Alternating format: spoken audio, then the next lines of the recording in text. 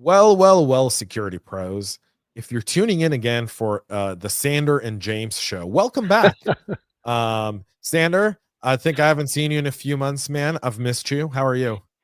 I've just been pining after time with you, James. What else would I do with my time between our conversations? Yeah, I know. It's kind of like, when is the next one? When's the next one? We get so many, high reviews that people go like, when are you bringing him again? Maybe we should start our own thing. I'm kidding. I'm joking. But anyways, Hacker News fans, webinar viewers, all of you, welcome to the Hacker News webinar series. We've got an unbelievable topic today. We've obviously been talking about AI in a lot of webinars recently, but today we're really digging into shadow AI, really into shadow AI. So, Jonathan and I actually kind of, if you've been following this webinar, you kind of know it changed a little bit over time. Uh, we've updated the landing page a few times, but we're really happy because a lot of you have been speaking about shadow AI agents. It's been something that's been on top of your mind. And today we're going to do a deep dive with some live demos, a really a good look into that. Jonathan Sander is the field CTO for our friends over at Asterix Security. You've heard them. We've talked to them previously about NHIs. I think he doesn't have NHIs on today's. Do you have NHIs on today's? Oh, we'll talk about NHIs. All right. It'd be weird if we didn't. I feel like it would be weird. Yeah. So folks, questions, comments, put your questions in. We're not going to get to them on today's webinar, but we will answer them post webinar. Your comments entertain everyone. So please feel very active to comment and go along. Webinar is also available on demand after the fact. So if for any reason you get pinged, you've got to drop, don't feel like you've missed out on the webinar, go back to the hackernews.com/webinars, go back to this asterisk webinar, should be at the top of the list, and you'll be able to view it at your leisure. So enjoy. Jonathan, floor is all yours, buddy. Sure. So, James, first thing I want to do, right? We're throwing around some terms here, right? So I think everybody talks about shadow AI agents, and they don't really define the terms that they're talking about. So I don't want to be that guy. So I'm going to begin by just sort of talking about what we're talking about, right? So we're gonna do definitions. Just so the rest of it makes some sense, right? Because yes, here's the thing: I find that there's a lot of things that are called AI agents right now, but what we tried to do is break down the, let's call it, atomic elements of this, right? And there's three basic components. There's a user interaction. There's the LLM usage, right? And I think the LLM usage is everything everybody gets jazzed about, right? That's what makes it AI, right? Spend a lot of time talking about why LLMs is not equal to AI, but that's a different webinar. And the thing, though, that makes it an agent, that makes it agentic, at least in the Asterix opinion, or at least my opinion in the form of Asterix here today, is that third component, right? The access, the action, the tools, right? Essentially, if you're just talking in a chat interface to an LLM, it's not an agent, right? Nope. It doesn't become agentic until it can do things, right? In fact, you don't even need the human in the loop. These agents can live without humans, right? They have an autonomous life. So really, there's only two required elements to this. There's the LLM and the tools. Yeah. When you remove the human here, I could already see our audience go, does that mean I don't have a job anymore? No. You all still have jobs. Just want to be clear. AI may be replacing specific human jobs like a cashier at Starbucks, or doing a lot of the dust work that a tier 1 analyst would do in a SOC, but humans are still a very valuable part of the chain. Well, that second one came a lot closer than the barista did, but yeah, no, I agree. I had coffee at Hacker Summer Camp. I had coffee made by a robot that was better than any other barista in my entire week in Vegas. Just want to point that out. A robot made better coffee. Yeah. No, I mean, I'm not going to argue with the fact that the robots can definitely do some things better, right? And And just to be super clear, right, about what I'm talking about here too, this can be really simple, right?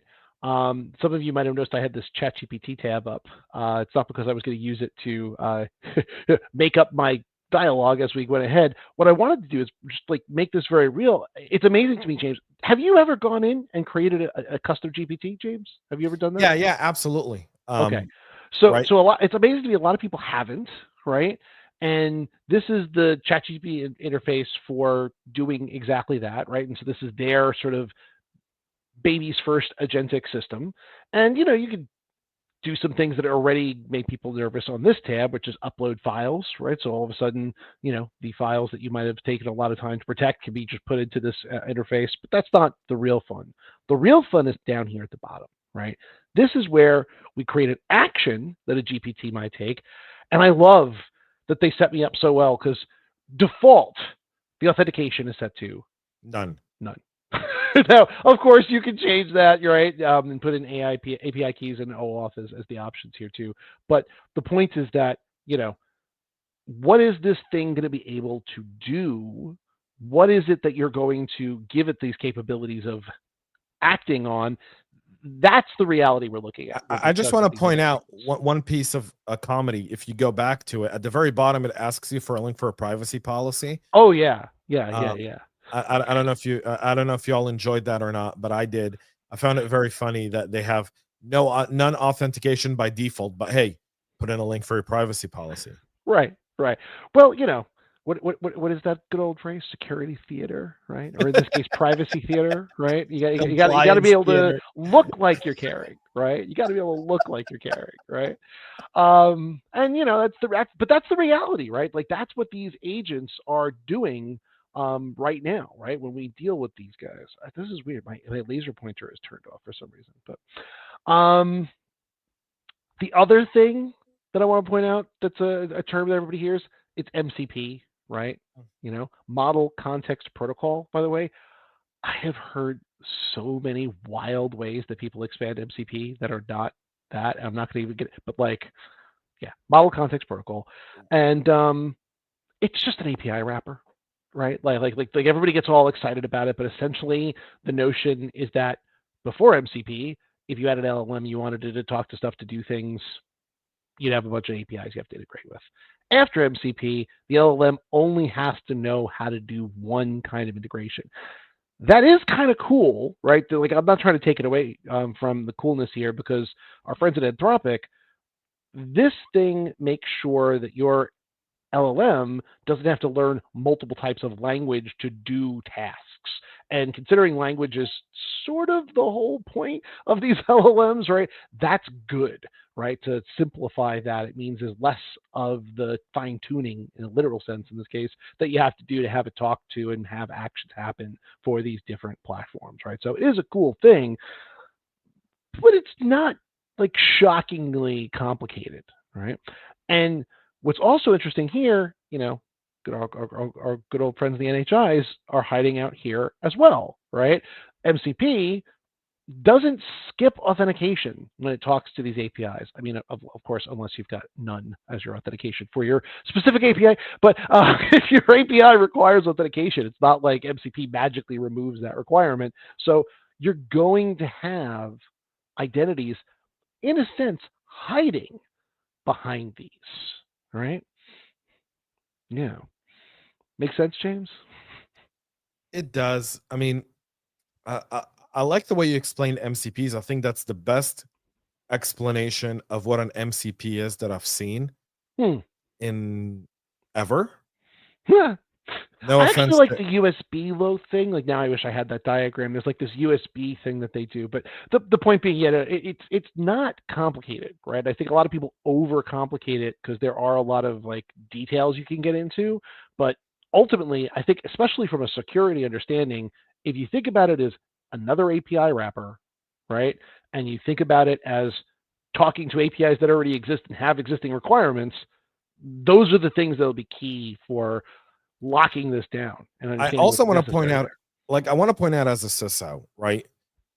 Just because you have an MCP doesn't mean that's where your egress or ingest like stop, right? Like, Correct. you still have to follow it all the way through, no matter how many connectors.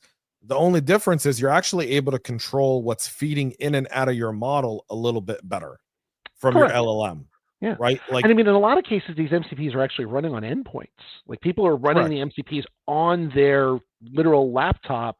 So, all it's really done is help the LLM, which ironically probably isn't running on the laptop. So it's this like weird hairpin thing that's happening. And that's an age check for the crowd. Hairpin. I'm not going to explain it. You can ask ChatGPT about it. But yeah, like that's it's interesting to see the models that are happening, the architectures, I should say, that are happening because of it. Yeah. Well, because primarily, like when you look at Cursor, Windsurf, Claude AI, Yeah. Claude Code, sorry, not Claude AI, Claude Code, Well, either. Lovable, Yeah. or all of them, they really are designed to run on your endpoint device, right? Correct. The idea is that Cursor and Windsurf kind of replace your Visual Studio IDE, even though some of them are built on the back end of Visual Studio.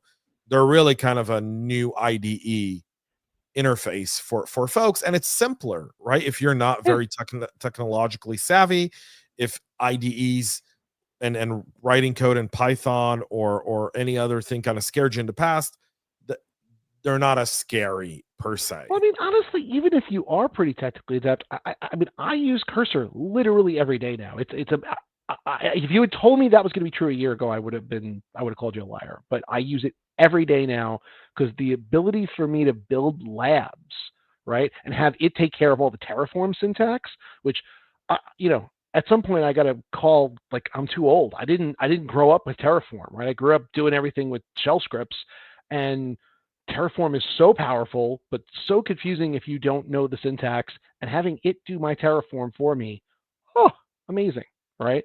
So the convenience is huge, right? But 100%. we're doing what we do, James. I'm going to push us forward. So of course, right? We kind of started to get into this, right? Like, what is the dark side, right, of this, right? What are the risks and considerations?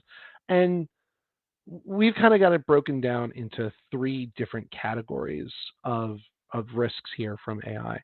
And the first one is the one that I always like to point out, and it's the simplest thing, but it's also the one that I think people don't quite grok right away. No reference to the official grok. This is the old grok. Just understand. Like, AI agents are not predictable. Okay, duh, Jonathan. LLMs are inference and probability, blah blah blah, right? But here's the thing: people set up these agents, and they sort of think architecturally like they're going to use a service account. That's the sort of mental model they build up, and that lulls them into this idea that the agent's going to behave like some symbolic app, some like old school coded application would behave. If then, if then, if then. That's deterministic, right? These AIs, they may not, right? An LLM today, upgraded tomorrow, may make very different decisions about how it goes about things and exercise different parts of the API. And it might, in fact, call on different levels of permissions to get the 100%. same thing done, right? 100%. And that's the part that I like. You got to think about it more like a human that doesn't sleep that lives in the silicone, right? Like, because it's going to behave more like that. It's going to be unpredictable, just like a human might, right? Right. And that's that's a risk you got to deal with, because now you've got silicone speed unpredictability, right? Where it used to be the silicone was the predictable part, and it was the you know Human that was unpredictable. well, I was trying to think of what was the right, like, bag of water that was pretty, like if one's silicone, what's the other, right? The meat, the meat. That sounds bad. Anyway, um, risk number two, on that lovely thought, right? Well, The idea here is that you've got gaps in visibility and permission sprawl, right? And this is, and it's funny, we've got this diagram that we use a lot, right? And this diagram really is about communicating that NHIs are sort of in the center of this conversation. But the thing is, right, if I imagine that I build this Agent Force app, right, and it's an AI agent powered app. Well, John's using this right now, and maybe John was the intended user. Cool. Well, what happened when James comes along and James uses that same thing? Was James supposed to be able to do what John was supposed to do with the agent? Well, I'm not sure, but now that he has access to the agent, he sure as heck can, right? And of course, that multiplies and multiplies and multiplies. At By the way, unbelievable speed. It gets out of hand really, really fast. well, what's funny is that most of these systems have this concept of link sharing, right? The thing that every CISO loves about collaboration platforms has now gone into AI as well, where I can basically send a link to my new wonderful custom GPT or Agentforce agent to, I don't know, my public Teams chat or my Slack channel or whatever. And now this isn't just John, it's 100 people doing that. Can you say you would know that the population using it went from 1 to 100 at the speed of a copy paste into a channel? Most folks don't know that, right? So that's the kind of visibility gap and permission sprawl that you need to worry about in this age of agents, right? And it's interesting. We struggled with this. There's the rule of 3 and 5, right? You don't ever have 2 points or 4 points. You want to have 3 points or 5 points because that's just like what marketing people say you should do. And I could have made 2 and 3, kind of the same, but 3 basically is saying that visibility gap means that old attacks are new again, right? Everyone knows the living off the land model, right? Well, what happens when now it's not just people living off the land, but we're introducing, I don't know, horses to the plains, and people can ride around on the horses and go a lot faster than they used to. And you don't know if the rider's the same; it's just the same horse, right? So living off the land becomes this multi-dimensional thing, and that's just one of dozens and dozens of attack patterns that we've been dealing with for decades that are re-enlivened and made new and interesting again in the world of AI agents. Right? So has anything surprised you about shadow AI agents as you talk about this kind of recently? So I've talked to customers, and what's interesting is I've had 3 different instances where showing them what I just showed you all with the permissions that you could put into a custom GPT, they had literally no idea that was possible. And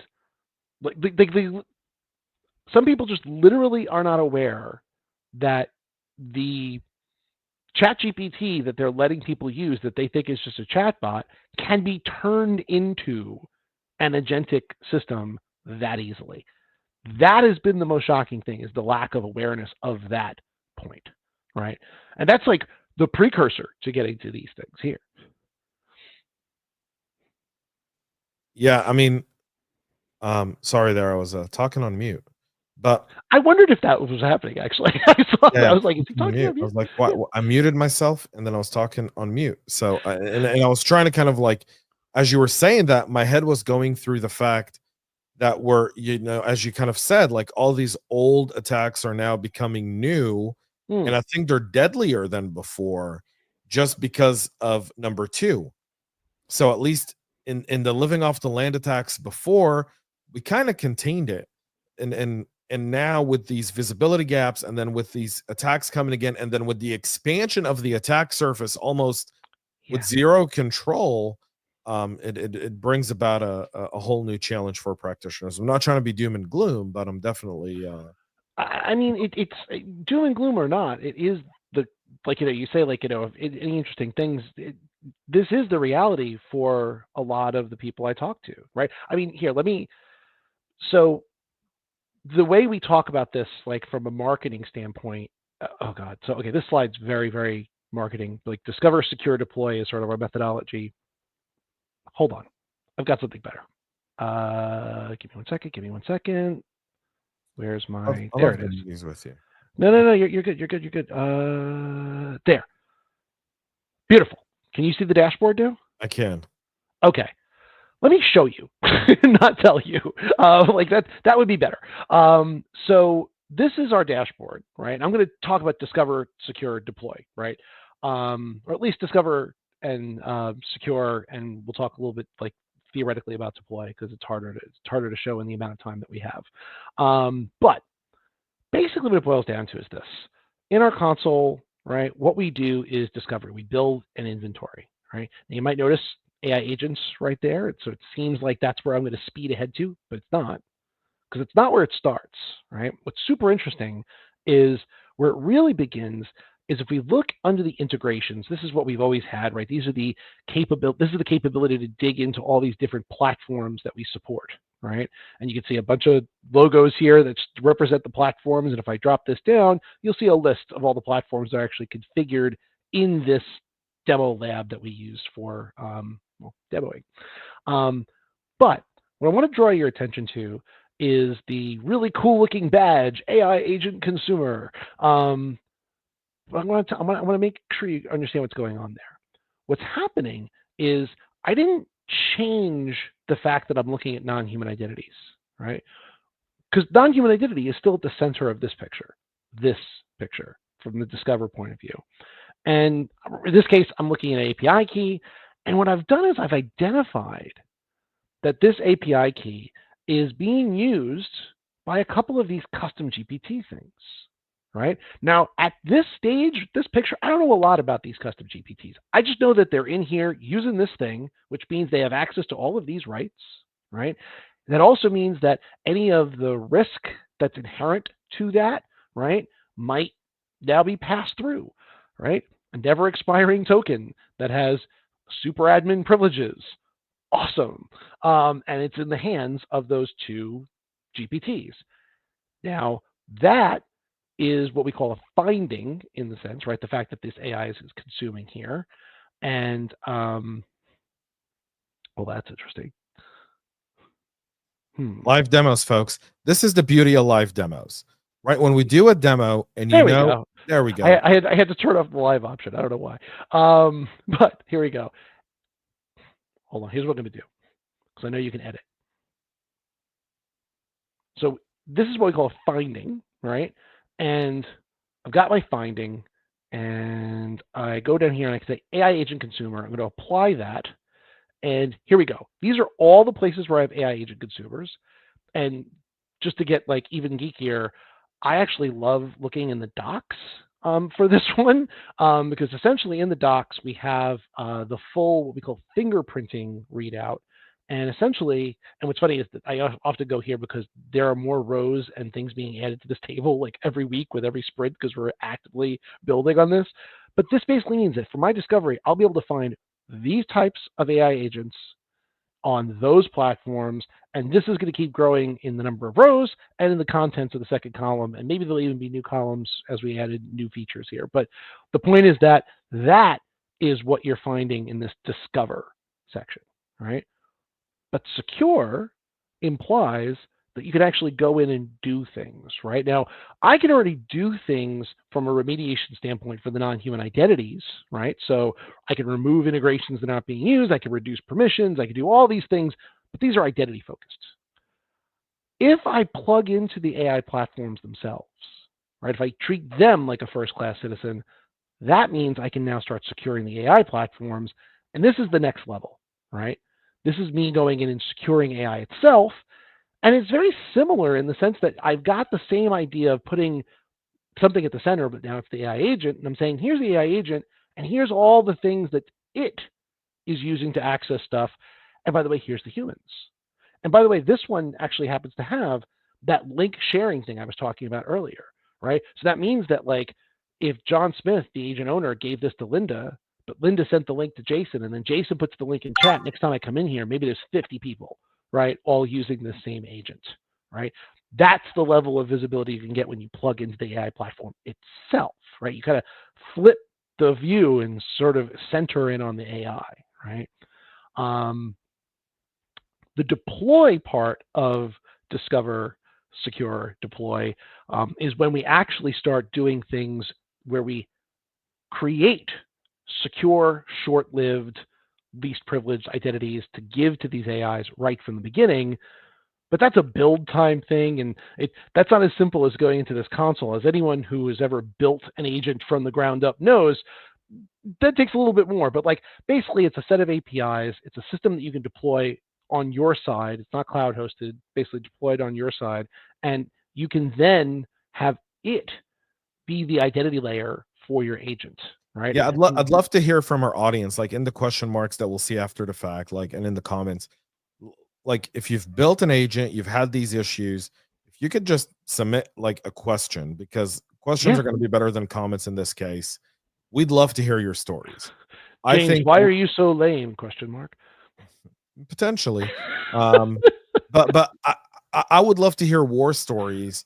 I would love to Yeah. hear challenges. I think you would too, right, Sandra? I think Yes, it would absolutely. Yeah, like, yeah, this is the kind of stuff where you, when you would go to secure by design, and you talk about deploy, I think we talk about something that inherently every security practitioner wants to do, but yeah, inherently deploying it is much, much harder than anything else. And that's why it's always easier to detect and respond than it is to actually prevent. So, secure by design in this case can actually be something really preventative. But if you've built an agent all by yourself and you're going through this, I think both Sander and I would love to see that in the yeah. question mark. Please submit a question. We'd love to see it.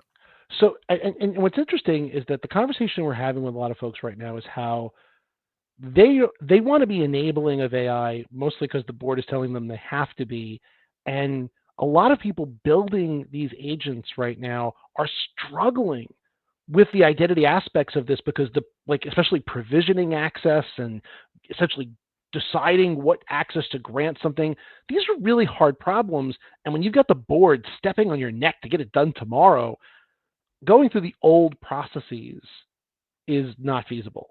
So our solution is designed to sit right into that infrastructure as code, all API driven mindset to essentially allow you to accelerate that, right? It's an acceleration. And we're hoping that what it means is that people will be able to actually do secure by design, not because it's the wonderful, ivory tower type idea, but because actually it's a practical way to get in Yeah. and make this go faster, you So, know? in order for secure by design to work, pioneers like Asterix, right, and other companies have to come and say, how do we make this? How do we meet the end user at where he's at? The developer at where Right, they're at, the even developer, that's better. the end Yeah, user. That's what I'm yeah, talking about, the yeah, end yeah, user of doing this. So, yeah. I'm not talking about the customer. I'm talking about the end user of doing this.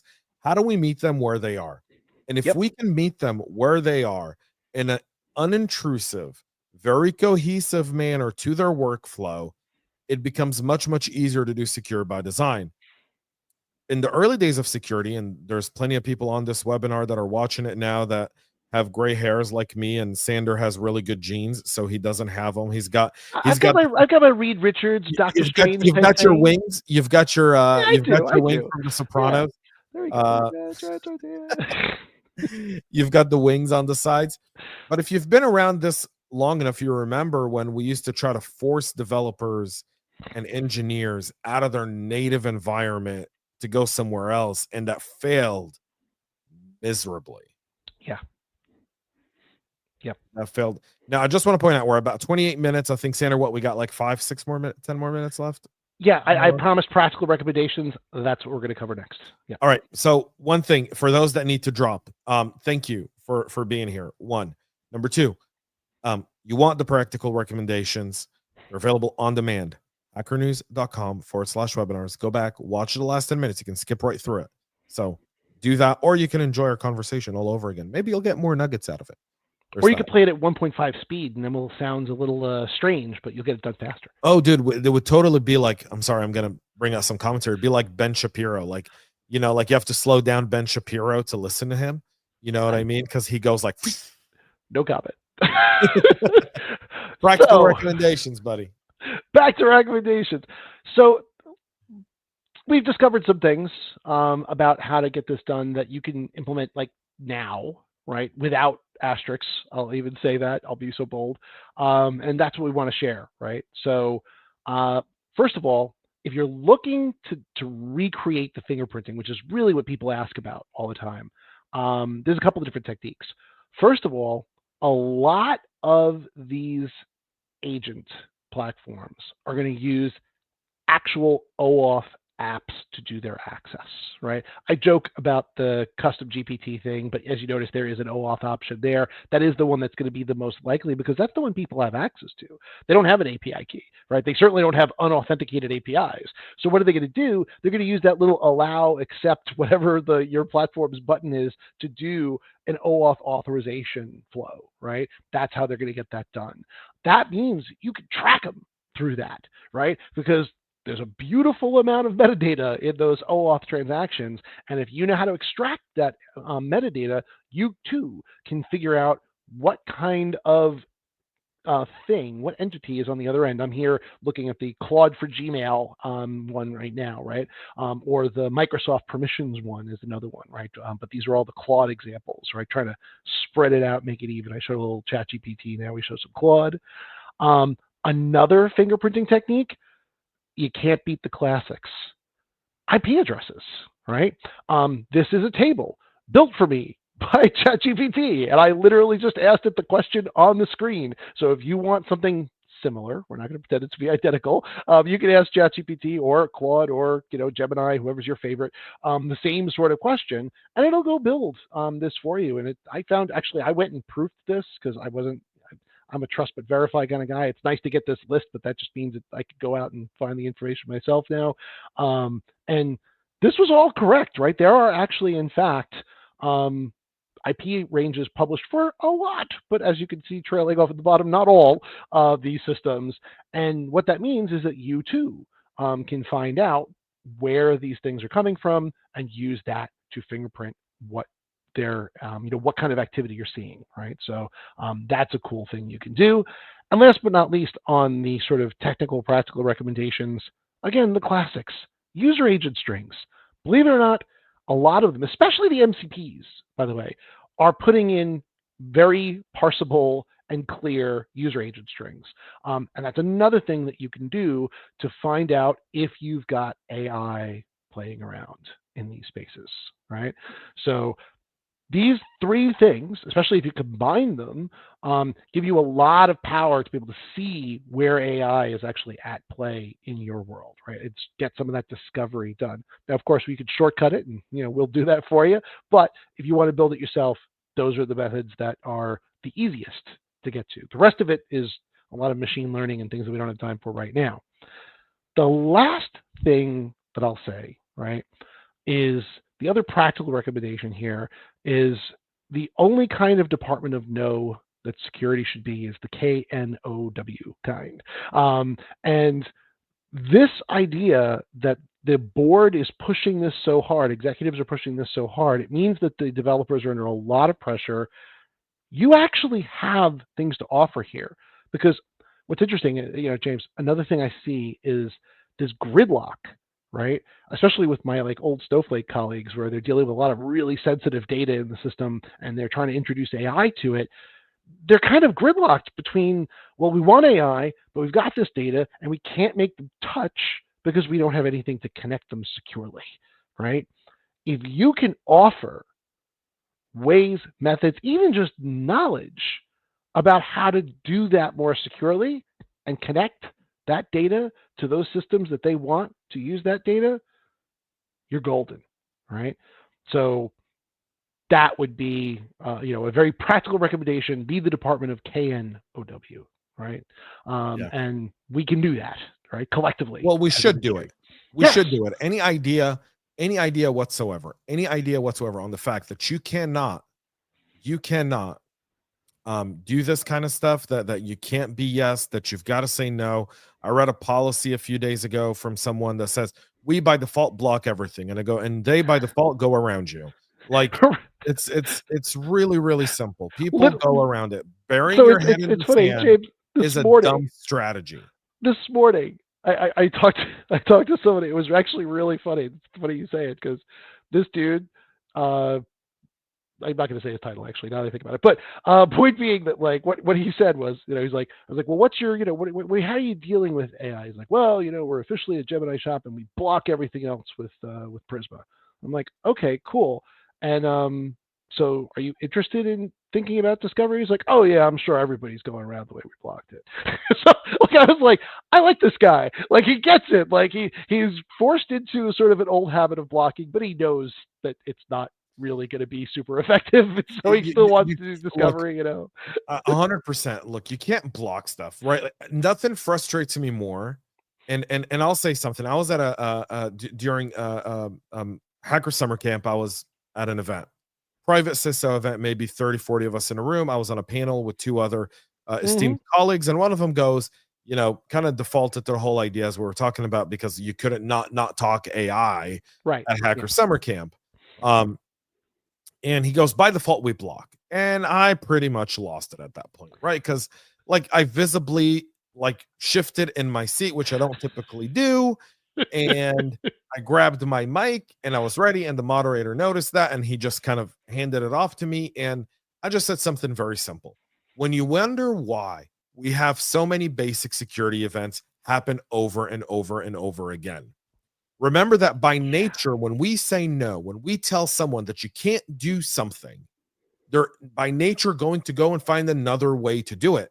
They're not going to look for the my safe beer. way to do it. That's all you're telling me. Hold my beer. They're going to go Right. right away. Hold my beer. I'll show you how I do it. Right. And then we wonder why we can't patch on time, why we don't have good visibility, why these things are happening, why these leakages are happening.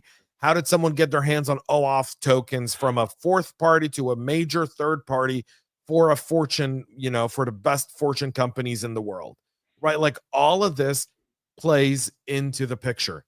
Yeah. Tools like Asterix, for me, come in to help make sure that you get it. And look, as a security practitioner, if you're in a leadership position, your role is very, very simple. And I'll have you sign off here in just a minute, Sander. Your role here is really, really, really simple. Your role is to advocate for business enablement. And the way to do business enablement is to identify the business ROI from implementing a tool like Asterix in your environment. And it could be any other tool, but for today's example, it's only going to be Asterix. And figuring out, this is what it's going to do for our business enablement. This is the amount of productivity that we're going to generate. This is how much faster we're going to get sprints done. Yeah. This is how much better we're going to deliver a product. And then you sell that to the product owner, the people who you need to buy into the fact that you're going to implement this product. And then jointly, you're able to sell it to finance to get the budget for it if you're already over budget or at budget and you need to find the budget for it. I promise you, if you do it that way, your hit rate will be Hall of Fame numbers in terms of baseball. You'll be batting an 800. You won't be batting 200s. You'll be batting 800s. I have to say, like, it's been fascinating to me to see how, like, we've had customers for years where we've basically been talking to the security professionals, right? And the minute we introduced these deploy capabilities, the business started showing up, right? Because that's what they need. They need us to help them, right? And if we could even hint at doing it, right? And by the way, I mean us as like an industry, not like us as Asterix. I mean, Asterix, sure, of course, as well. But like, to your point, right, to everybody, like, if you offer solutions, people will listen, right? 100%. That's what it boils down to. 100%. So, Any final words for our audience before we ship them off to the rest of their busy days of working to defend organizations? You know it's hard. It's very bad to hand me a hot mic without a plan. Now we're off plan. I could say anything. I thank you to everybody who hung on this long. And to James's point earlier, we really love questions. We really love conversations. Even if it's not about Asterix, about the other stuff, or just this topic in general, send it through. We'd love best practices. Yeah, best practices. We want to hear about it, right? Because the next time, or worst practices that you want to cure. Worst practices, yeah. Yeah. That's also good. We'll do either of those. Cool. Sander, thank you so much for being here, man. I really do appreciate you. Always a pleasure, James. For the folks that are tuning in, that have spent time watching us, thank you, security pros. I really appreciate it. On behalf of myself, the team at the Hacker News, our friends over at Asterix, thank you. I will let you know, if you go to hackernews.com/webinars, you can submit webinar topics you want to hear from us. And please let us know. You can do that in the comment section. You can do that there.